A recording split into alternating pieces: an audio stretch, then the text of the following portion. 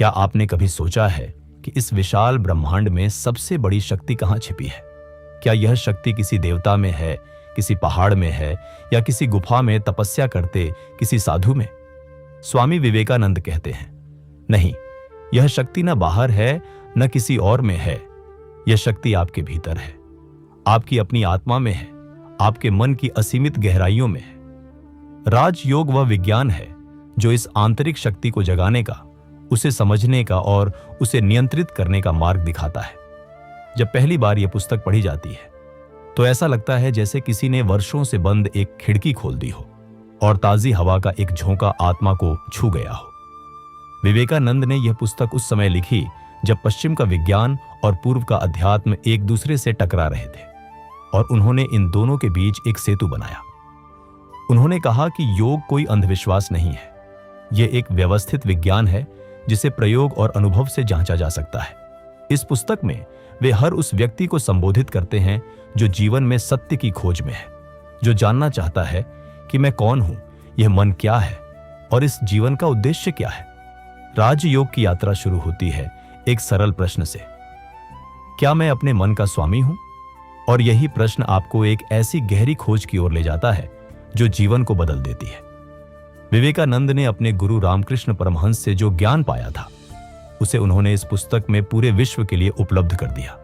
यह पुस्तक केवल हिंदू धर्म के लिए नहीं है, यह हर उस इंसान के लिए है जो मन की सीमाओं को तोड़कर अपनी असली क्षमता को पहचानना चाहता है। इस यात्रा में आपको कोई मंदिर नहीं जाना, कोई कर्मकांड नहीं करना, बस अपने भीतर झांकना है, गहरे और गहरे, जब तक कि वह ज्योति न मिल जाए जो हमेशा से जल रही थी। यह वह पुस्तक है जो आपसे वादा नहीं करती, बल्कि आपको एक रास्ता दिखाती है और कहती है कि चलो अपने आप को खोजो। मनुष्य का मन एक ऐसी नदी की तरह है जो हमेशा बहती रहती है, कभी शांत, कभी उफनती, कभी किनारों को तोड़ती हुई। और राजयोग उस नदी को एक दिशा देने की, उसे एक सरोवर की तरह शांत करने की विद्या है। विवेकानंद ने राजयोग की शुरुआत में ही स्पष्ट किया कि मन को नियंत्रित किए बिना आध्यात्मिक प्रगति संभव नहीं है, और यही नियंत्रण ही सबसे बड़ा योग है। आज हम देखते हैं कि लोग धन कमाते हैं, यश पाते हैं, सब सुख सुविधाएं जुटाते हैं, फिर भी भीतर से एक खालीपन रहता है, एक बेचैनी रहती है जो कभी जाती नहीं। यह खालीपन इसलिए है क्योंकि हमने बाहर की दुनिया में सब कुछ खोजा, पर अपने भीतर की दुनिया को कभी जाना ही नहीं। विवेकानंद बताते हैं कि हर मनुष्य के भीतर एक असीमित शक्ति है जिसे वे चित्त कहते हैं। यह चित्त ही वह माध्यम है जिसके द्वारा हम संसार को अनुभव करते हैं। जब यह चित्त अशांत होता है तो दुनिया हमें उलझी हुई लगती है। जब यह शांत होता है तो सत्य अपने आप प्रकट होने लगता है। एक छोटे से तालाब की कल्पना करें जिसमें लहरें उठ रही हों। उसमें आप नीचे की रेत नहीं देख सकते, लेकिन जब पानी स्थिर हो जाए तो तल तक दिखता है। ठीक वैसे ही जब मन की तरंगें शांत होती हैं तो आत्मा का प्रकाश दिखने लगता है। राज योग उसी शांति को पाने का विज्ञान है जिसे पतंजलि ने हजारों वर्ष पहले योग सूत्र में परिभाषित किया था।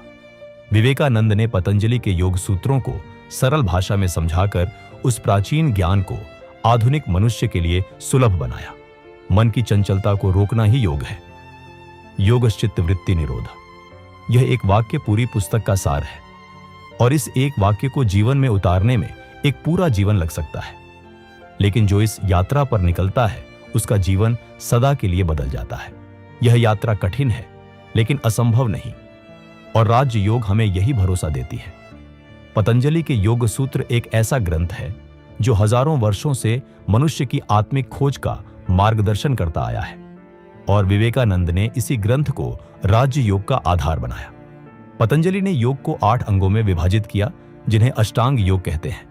यम, नियम, आसन, प्राणायाम, प्रत्याहार, धारणा, ध्यान और समाधि। ये 8 अंग एक सीढ़ी की तरह है। हर कदम आपको अगले कदम की ओर ले जाता है, और हर कदम आपको अपने भीतर की गहराई में उतारता है। यम का अर्थ है वे सामाजिक नियम जिन्हें हर व्यक्ति को पालन करना चाहिए। सत्य बोलना, हिंसा न करना, चोरी न करना, ब्रह्मचर्य पालना और अपरिग्रह यानी संग्रह की वृत्ति से मुक्त रहना। नियम वे व्यक्तिगत अनुशासन है जो आंतरिक शुद्धता के लिए आवश्यक है। पवित्रता, संतोष, तपस्या, स्वाध्याय और ईश्वर के प्रति समर्पण। विवेकानंद बताते हैं कि ये दोनों अंग नींव की तरह हैं। इनके बिना ऊपर की कोई भी सीढ़ी टिक नहीं सकती। आसन का अर्थ केवल शारीरिक मुद्राएं नहीं है। इसका गहरा अर्थ है एक ऐसी स्थिति जिसमें शरीर सुखपूर्वक बैठ सके और मन भटके नहीं। जब शरीर स्थिर होता है तो मन की यात्रा भीतर की ओर शुरू होती है, बाहर की ओर नहीं। प्राणायाम उस श्वास की विद्या है जो शरीर और मन के बीच का सेतु है। जब श्वास नियंत्रित होती है तो मन भी नियंत्रित होने लगता है। विवेकानंद इस बात पर विशेष बल देते हैं कि प्राणायाम एक वैज्ञानिक प्रक्रिया है। यह कोई जादू नहीं, बल्कि शरीर की जैव ऊर्जा को नियंत्रित करने की कला है। यह ऊर्जा, जिसे संस्कृत में प्राण कहते हैं, सारे ब्रह्मांड में व्याप्त है और हम अपने श्वास के माध्यम से उसे अपने भीतर आमंत्रित कर सकते हैं।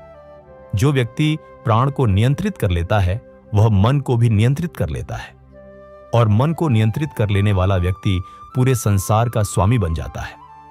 प्रत्याहार, यह शब्द सुनने में जितना कठिन लगता है उसका अर्थ उतना ही सरल और गहरा है। प्रत्याहार का अर्थ है इंद्रियों को बाहर की दुनिया से खींचकर भीतर की ओर मोड़ना। जैसे एक कछुआ अपने अंगों को खोल के भीतर समेट लेता है। हम सारा दिन अपनी इंद्रियों के पीछे भागते हैं। आंखें रंग रूप देखना चाहती हैं, कान मीठी आवाजें सुनना चाहते हैं, नाक सुगंध ढूंढती है, और इस दौड़ में हम अपना सारा ऊर्जा बाहर लुटा देते हैं। विवेकानंद कहते हैं कि इंद्रियां हमारी सेवक हैं, स्वामी नहीं। लेकिन जब इंद्रियां मन को खींचती है तो वे स्वामी बन जाती हैं और हम उनके दास। प्रत्याहार उस दासता से मुक्ति की पहली सीढ़ी है। जब हम अपनी इंद्रियों को वापस बुलाना सीख लेते हैं तो हम अपने मन के असली स्वामी बन जाते हैं। एक बहुत सुंदर उदाहरण विवेकानंद देते हैं। वे कहते हैं कि मन एक बंदर की तरह है जो हमेशा एक डाली से दूसरी डाली पर कूदता रहता है। इस बंदर मन को वश में करना ही प्रत्याहार का अभ्यास है, और यह अभ्यास प्रतिदिन धैर्यपूर्वक करना होता है। जब इंद्रियां शांत होती हैं तो एक अजीब सी शांति अनुभव होती है। वह शांति जो शब्दों में नहीं बताई जा सकती, केवल अनुभव की जा सकती है। धारणा वह अवस्था है जब मन किसी एक बिंदु पर केंद्रित हो जाता है, न इधर उधर भटकता है, बस एक जगह टिका रहता है। यह एकाग्रता एक नेत्र की तरह है जो सूरज की किरणों को एक बिंदु पर इकट्ठा करके आग पैदा कर देती है। जब मन की सारी शक्ति एक दिशा में लगती है तो वह शक्ति असाधारण हो जाती है, और यही वह कारण है कि महान वैज्ञानिकों, कलाकारों और संतों ने असंभव कार्य संभव किए। प्रत्याहार और धारणा मिलकर वह नींव बनाते हैं जिस पर ध्यान और समाधि की भव्य इमारत खड़ी होती है। ध्यान, यह वह शब्द है जिसे आज दुनिया के हर कोने में सुना जाता है, लेकिन इसका वास्तविक अर्थ बहुत कम लोग समझते हैं।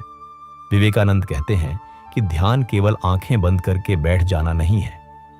ध्यान वह अवस्था है जब मन और उसका ध्यान का विषय इतने एकात्म हो जाते हैं कि दोनों के बीच की दूरी मिट जाती है। जैसे एक नदी समुद्र में मिलती है और अपनी पहचान खो देती है, ध्यान में भी ध्याता और ध्येय एक हो जाते हैं। शुरू में ध्यान करना बहुत कठिन लगता है।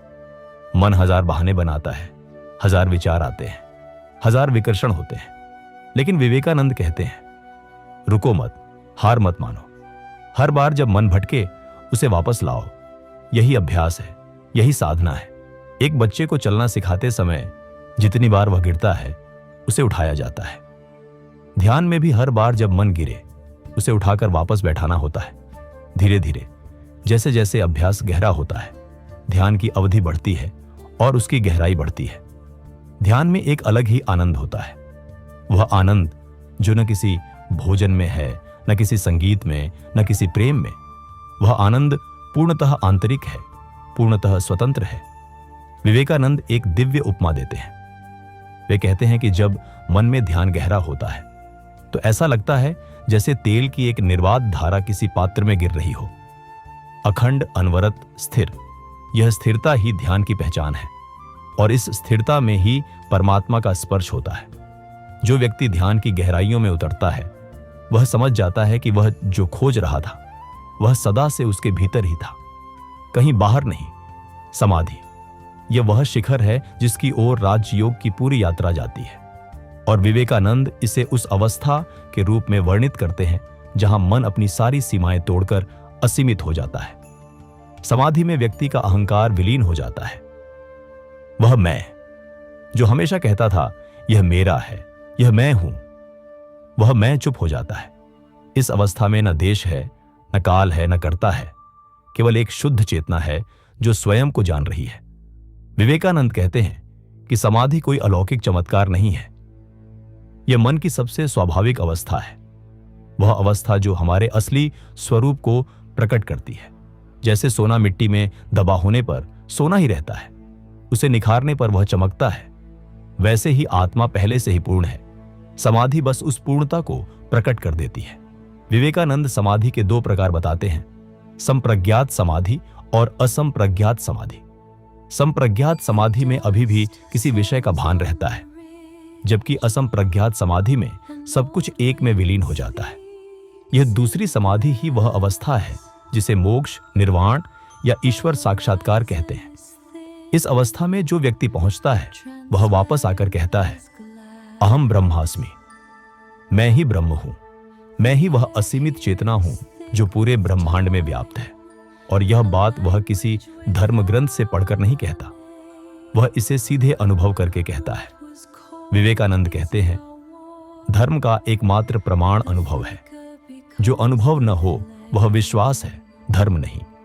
और समाधि उस अनुभव का सर्वोच्च रूप है। चित्त और उसकी वृत्तियां, यह वह विषय है जिसे विवेकानंद बड़ी सूक्ष्मता से समझाते हैं, क्योंकि जब तक हम अपने मन को नहीं समझते हम उसे नियंत्रित नहीं कर सकते।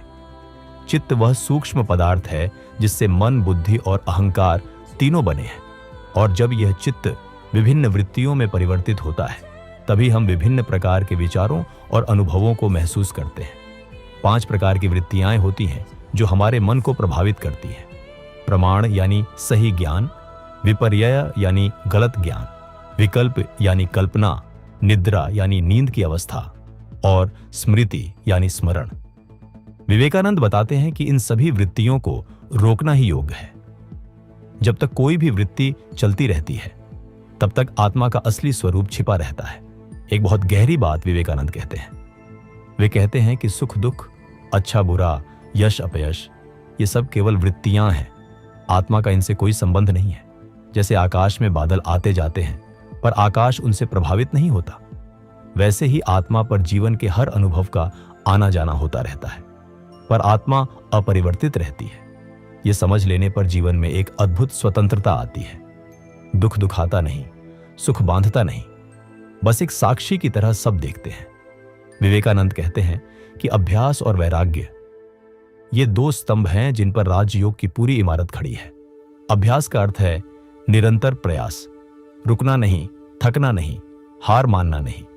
वैराग्य का अर्थ है संसार की हर वस्तु के प्रति एक उदासीनता, आसक्ति नहीं, विरक्ति नहीं, बस एक समता जो सुख में भी सम रहे और दुख में भी। यह 2 गुण जब एक साथ जीवन में आते हैं तो व्यक्ति अजेय हो जाता है। कोई परिस्थिति उसे डिगा नहीं सकती।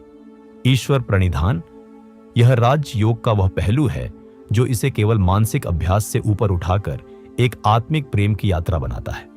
विवेकानंद कहते हैं कि ईश्वर को मानना जरूरी नहीं है, लेकिन ईश्वर को महसूस करना यह राजयोग का अंतिम उपहार है। जो व्यक्ति ईश्वर में पूर्ण समर्पण करता है, अपने कर्म, अपने विचार, अपने फल सब उसे अर्पित कर देता है, उसका मन आश्चर्यजनक रूप से शांत हो जाता है। यह समर्पण कमजोरी नहीं है, यह सबसे बड़ी वीरता है, क्योंकि अहंकार को छोड़ना दुनिया का सबसे कठिन काम है। एक मां जब अपने बच्चे को प्रेम करती है तो उसे किसी प्रमाण की जरूरत नहीं होती, वह प्रेम अपने आप में पूर्ण होता है। ईश्वर प्रणिधान भी ऐसा ही है। यह एक ऐसा प्रेम है जिसमें कोई मांग नहीं, कोई शर्त नहीं, बस एक पूर्ण समर्पण। विवेकानंद यह भी बताते हैं कि ईश्वर का स्वरूप प्रत्येक व्यक्ति के लिए अलग हो सकता है। किसी के लिए वह निर्गुण ब्रह्म है, किसी के लिए प्रेमल मां, किसी के लिए सर्वव्यापी चेतना। लेकिन उस परम सत्ता की ओर जाने वाला हर रास्ता अंततः एक ही सत्य पर मिलता है, जिसे वेद कहते हैं एकम सत विप्राह बहुधा वदन्ति। सत्य एक है, उसे विद्वान अलग अलग नामों से कहते हैं। विवेकानंद ने इसी बात को पश्चिमी दर्शन और ईसाई धर्म के संदर्भ में भी समझाया, जिससे उनका संदेश वैश्विक हो गया। उन्होंने दिखाया कि हर धर्म के पीछे एक ही सत्य है, वह सत्य जो हर इंसान के भीतर है, जो हर दिल में धड़कता है, जो हर सांस में जीवित है। ईश्वर प्रणिधान वह द्वार है जिससे व्यक्ति अपने अहंकार की जेल से निकलकर उस असीमित आकाश में उड़ान भर सकता है। संस्कार, यह वह रहस्यमय शब्द है जो हमारी हर आदत, हर प्रतिक्रिया, हर सोच के पीछे छिपा है। और विवेकानंद इसे राजयोग में बड़े महत्व के साथ समझाते हैं। संस्कार का अर्थ है मन में जमे हुए छाप, वे गहरी लकीरें जो हमारे अनुभवों ने हमारे चित्त पर उकेरी हैं। जब एक बच्चा बार बार एक ही काम करता है तो वह आदत बन जाती है। यही आदत आगे चलकर संस्कार बनती है।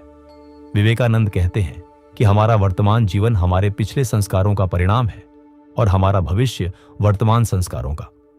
यह सुनने में कठिन लगता है, लेकिन यह एक बड़ी आशा की बात भी है।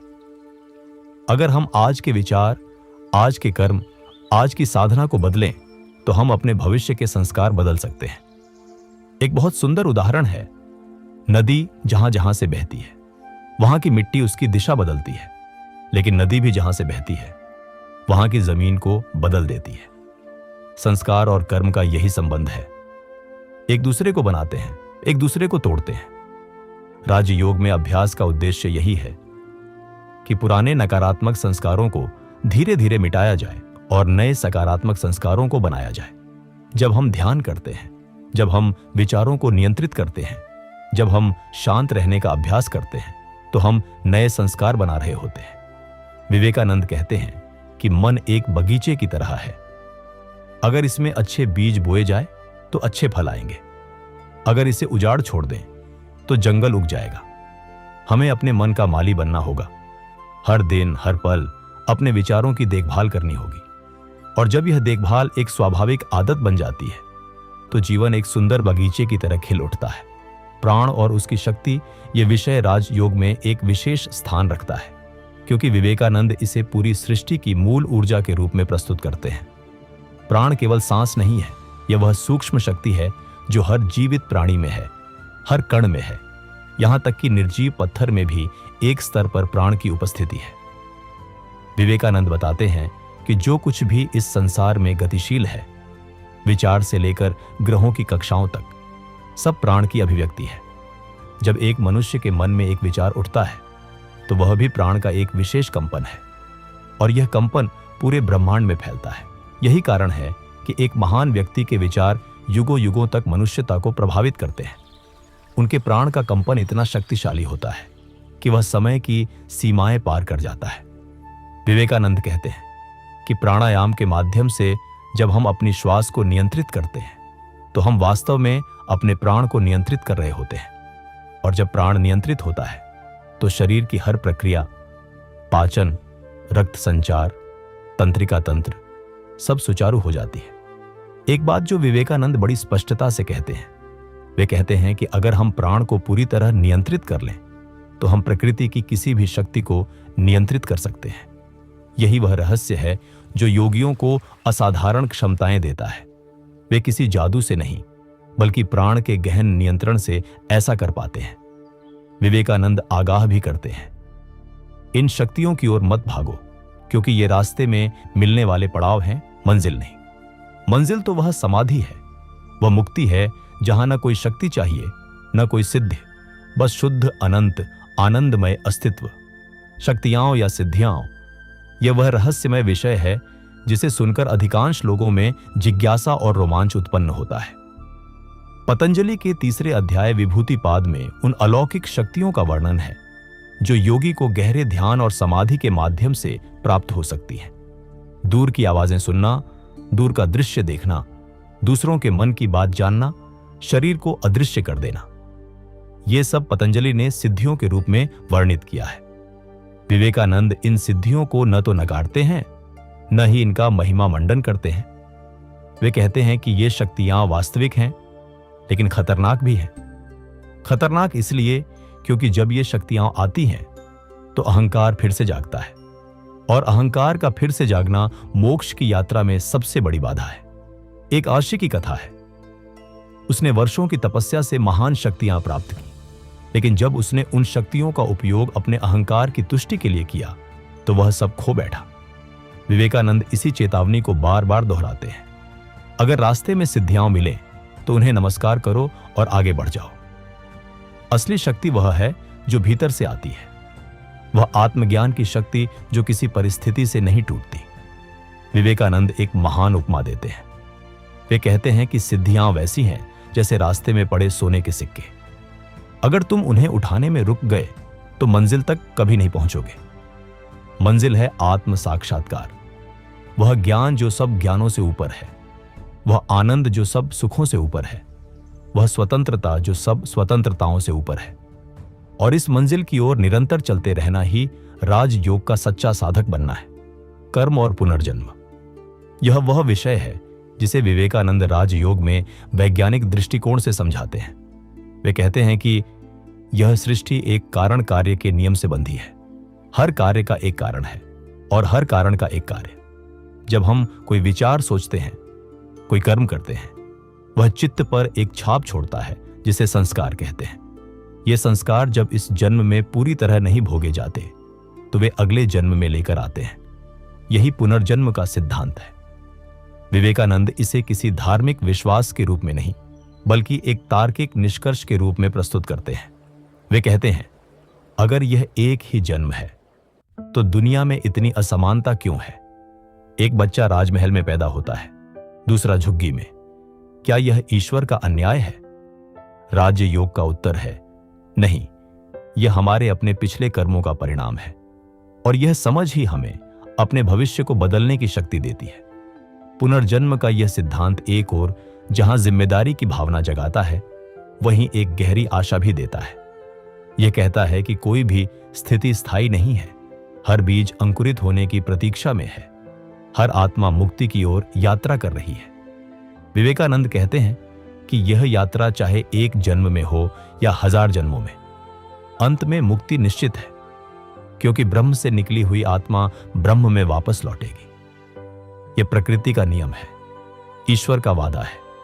इस विश्वास के साथ जीने वाला व्यक्ति न असफलता से टूटता है, न मृत्यु से डरता है। वह जानता है कि यह यात्रा अनंत है और हर पड़ाव उसे मंजिल के करीब ले जा रहा है। आत्मा की प्रकृति, यह वह केंद्रीय विषय है जिस पर राजयोग की पूरी दार्शनिक संरचना खड़ी है और विवेकानंद इसे असाधारण स्पष्टता और शक्ति के साथ प्रस्तुत करते हैं। वे कहते हैं, आत्मा न जन्म लेती है, न मरती है, न बढ़ती है, न घटती है, वह सदा से है, सदा रहेगी, अपरिवर्तनीय, अविनाशी, शुद्ध। जो हम देखते हैं, यह शरीर, यह मन, यह व्यक्तित्व, यह सब परिवर्तनशील है, क्षणभंगुर है, लेकिन इन सब के पीछे एक ऐसा मैं है जो कभी नहीं बदलता, वह आत्मा है। एक बहुत सुंदर उदाहरण विवेकानंद देते हैं। वे कहते हैं, क्या आपने देखा है कि जब आप सपने में होते हैं तो आप जानते हैं कि मैं हूं, और जब आप जागते हैं तो भी जानते हैं कि मैं हूं, और जब आप गहरी नींद में होते हैं तो भी कोई है जो जानता है। यह मैं हूं की अनुभूति, यही आत्मा है जो हर अवस्था में, हर परिस्थिति में, हर जन्म में एक सा रहे, वही आत्मा है। और यह आत्मा कोई छोटी सीमित इकाई नहीं है, यह वही ब्रह्म है जो पूरे ब्रह्मांड में व्याप्त है। विवेकानंद कहते हैं कि अपने आप को पापी, दुर्बल, तुच्छ कहना यही सबसे बड़ा पाप है, क्योंकि जब आप खुद को छोटा कहते हैं तो आप उस असीमित आत्मा का अपमान कर रहे होते हैं जो आप हैं। हर मनुष्य दिव्य है, यह विवेकानंद का सबसे बड़ा संदेश है और राजयोग उस दिव्यता को प्रकट करने की विधि है। उठो, जागो और तब तक मत रुको जब तक लक्ष्य प्राप्त न हो। यह वह ललकार है जो विवेकानंद की हर पंक्ति में गूंजती है। गुरु और शिष्य का संबंध, यह वह पवित्र धागा है जिस पर भारतीय अध्यात्म की पूरी परंपरा टिकी है और विवेकानंद इस संबंध को राजयोग में बड़ी गहराई से समझाते हैं। एक सच्चे गुरु का मिलना यह जीवन की सबसे बड़ी उपलब्धियों में से एक है। गुरु वह नहीं जो केवल ग्रंथ पढ़ाता है, गुरु वह है जिसने स्वयं उस मार्ग पर चलकर लक्ष्य को प्राप्त किया हो। विवेकानंद अपने गुरु रामकृष्ण के बारे में कहते हैं कि जब उन्होंने पहली बार उन्हें देखा तो उन्हें लगा जैसे वर्षों की प्रतीक्षा समाप्त हो गई, जैसे एक प्यासे को मरुस्थल में एक झरना मिल गया हो। गुरु की एक दृष्टि, एक स्पर्श, एक शब्द वह शिष्य के जीवन को बदल सकता है, क्योंकि गुरु वास्तव में अपनी आत्मिक ऊर्जा को शिष्य में संचारित करता है। यह शक्तिपात की प्रक्रिया विज्ञान से परे नहीं है, यह प्राण के संचरण का एक उच्च स्तर है। लेकिन विवेकानंद ये भी कहते हैं कि जो गुरु के नाम पर धन लेते हैं, यश की चाह रखते हैं, वे सच्चे गुरु नहीं हैं। सच्चा गुरु वह है जो शिष्य को अपने पर निर्भर नहीं बनाता, बल्कि उसे स्वावलंबी बनाता है, जो कहता है कि तुम्हारे भीतर सब कुछ है, मैं तो बस तुम्हें वह दिखाने में मदद कर रहा हूं। शिष्य की योग्यता भी उतनी ही महत्वपूर्ण है। एक पात्र बर्तन की तरह साफ होना चाहिए, अहंकार मुक्त होना चाहिए, जिज्ञासा से भरा होना चाहिए। विवेकानंद कहते हैं कि जब शिष्य तैयार होता है तो गुरु अपने आप प्रकट हो जाता है। यह संयोग नहीं है, यह अस्तित्व का नियम है। गुरु शिष्य परंपरा वह नदी है जिसने भारत के आध्यात्मिक ज्ञान को सहस्राब्दियों से प्रवाहित किया है, और राजयोग उसी परंपरा का एक अमूल्य रत्न है। विवेकानंद ने राजयोग में एक ऐसा महत्वपूर्ण प्रश्न उठाया जो आज भी उतना ही प्रासंगिक है। क्या ईश्वर को सिद्ध किया जा सकता है? और उनका उत्तर है हां, लेकिन प्रयोगशाला में नहीं, प्रयोग से, अनुभव से। विज्ञान कहता है अनुभव करो, जांचो, परखो, और जो सिद्ध हो वह सत्य है। अध्यात्म भी यही कहता है, लेकिन यह अनुभव बाहर नहीं, भीतर होता है। विवेकानंद ने पश्चिमी वैज्ञानिकों से बात करते हुए यह दलील दी कि जैसे भौतिक विज्ञान में प्रयोग के लिए बाहरी उपकरण चाहिए, वैसे ही आत्मिक विज्ञान में प्रयोग के लिए मन नाम का यंत्र चाहिए, और यह यंत्र शुद्ध होना चाहिए।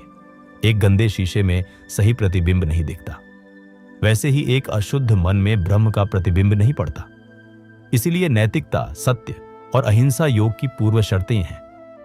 ये नियम केवल समाज के लिए नहीं, आत्म साक्षात्कार के लिए आवश्यक है।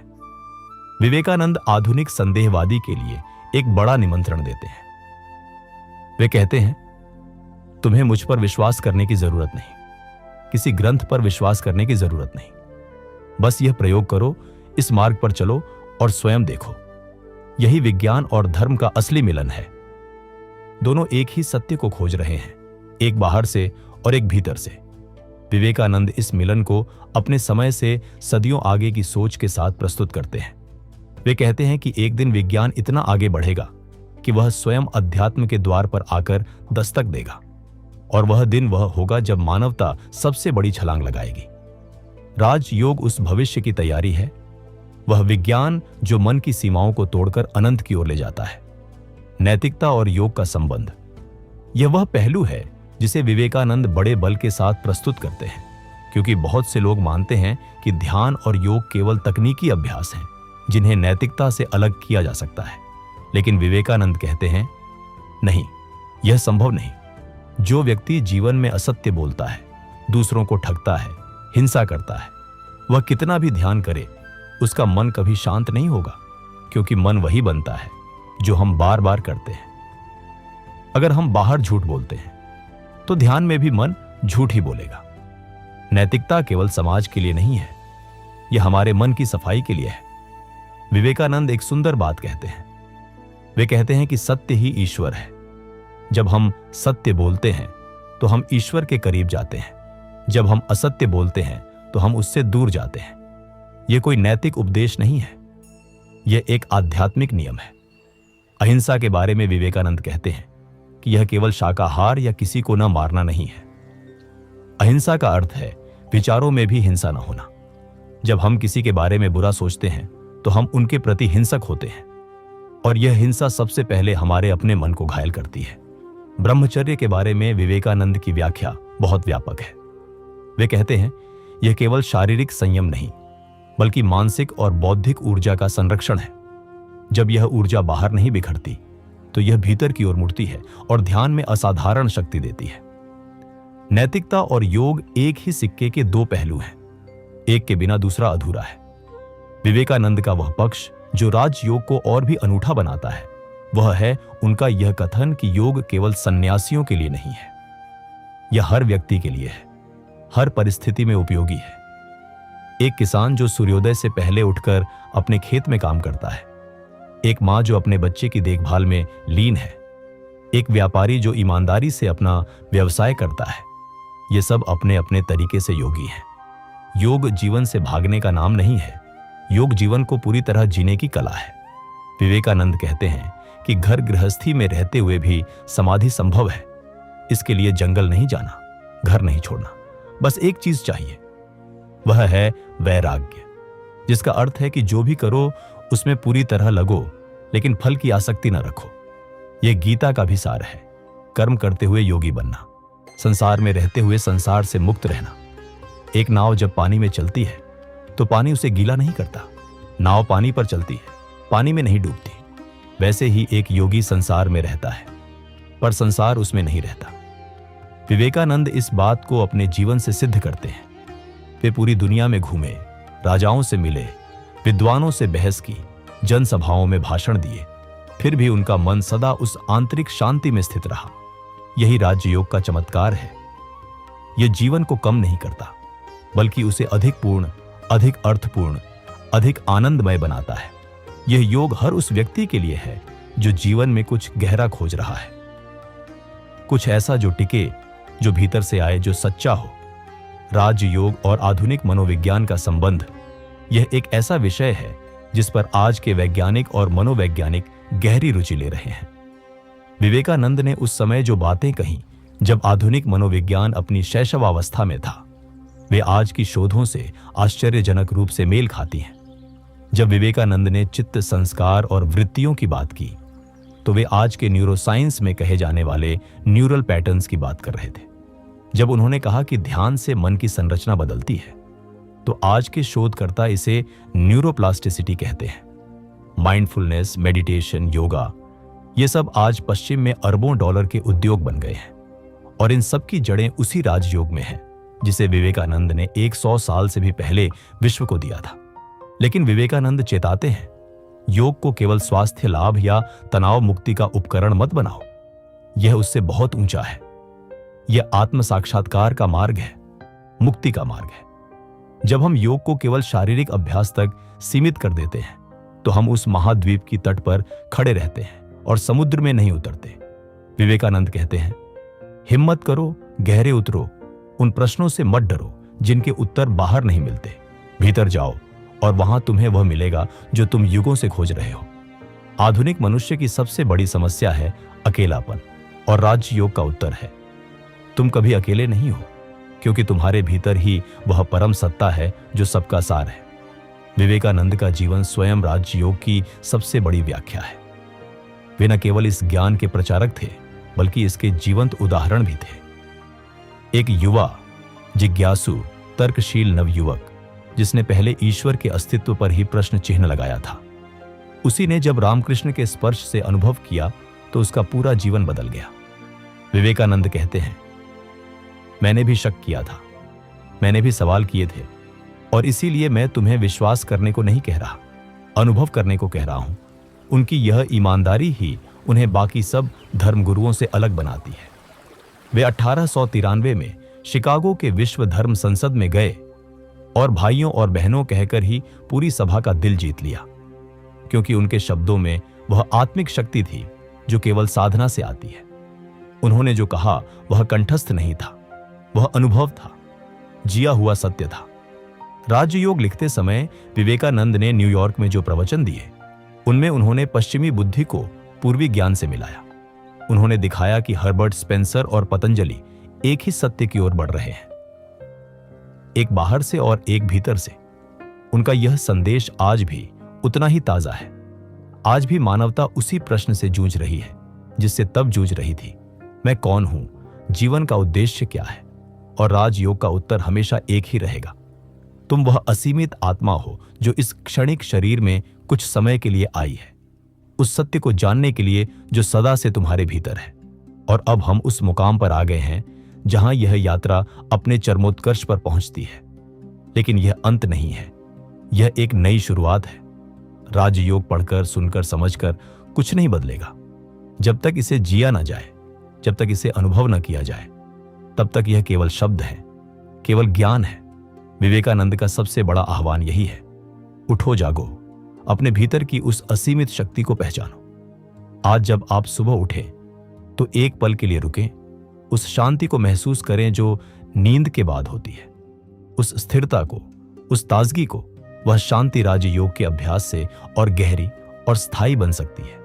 जब भी जीवन में तूफान आए, कोई कठिनाई, कोई निराशा, कोई हार, तो याद करें कि आपके भीतर एक ऐसा केंद्र है जो हमेशा शांत है, हमेशा स्थिर है, हमेशा प्रकाशमान है।